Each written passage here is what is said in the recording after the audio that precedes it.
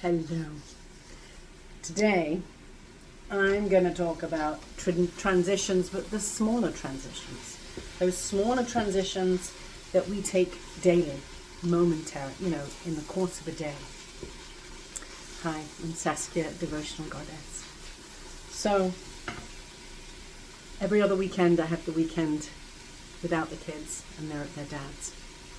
And sometimes on those Sunday afternoons, my anxiety starts to build of just the responsibility.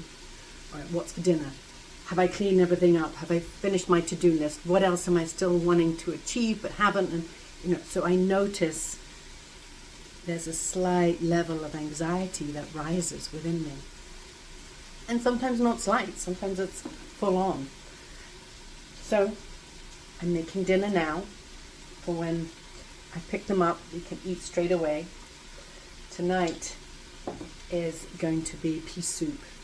I looked in the cupboard and I was like, ooh, split pea soup. Hearty. It's a little raw out today. So I've got some homemade chicken stock that, let's see if I can open it. Some homemade chicken stock that I have defrosted. And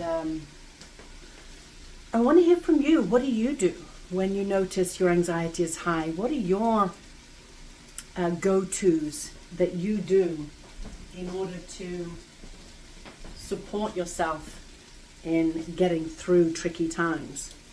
Because it's important to share and discuss and talk about. This isn't opening. All right. It's already popped. So, I drop into my breath.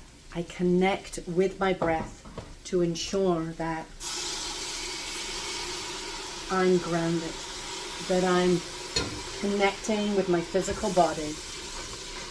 Because when I drop into my breath, your attention is on the breath. Your attention is now drawn away from the erratic mind, from whatever is triggering the mind, and that begins to help calm and soothe the central nervous system. All right, I'm back. I opened it. I needed to change my tactics.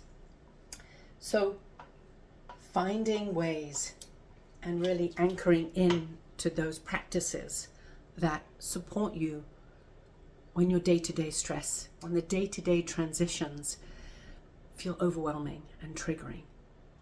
And through that triggering, you're a little discombobulated. You're fragmented in your thought patterns because you're being pulled in various directions of, oh, but I've got to finish this and I've got to finish that. And what about this? And this disorientating overwhelm that continues to dominate whatever time period you're in until something shifts. Now, sometimes the shift is yelling and having a go at somebody and causing more karma. So those are the outcomes that we want to minimize and try to ensure that those don't become our regular coping mechanisms. Because when we lash out at others, we're creating more karma. There's more cause and effect that's in play, and there's more damage control that needs to happen afterwards. So that's that we've snapped under pressure. We're so afraid that that moment of someone asks one too many things of us and we snap under pressure. So this is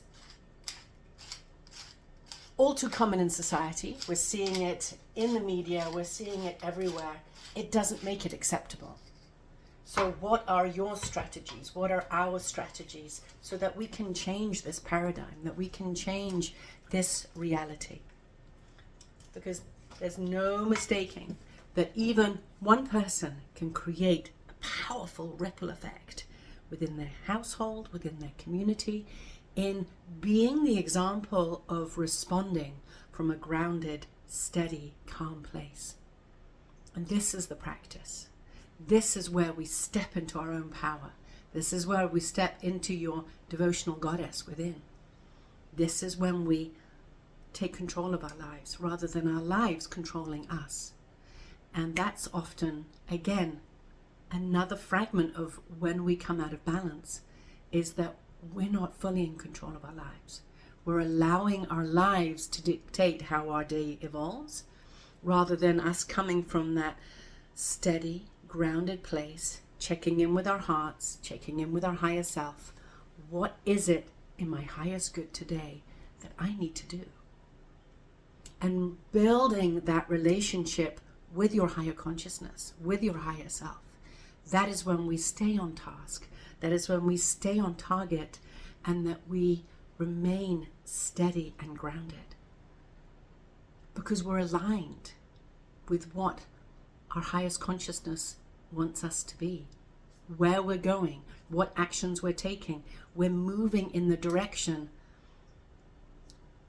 of our soul's plan.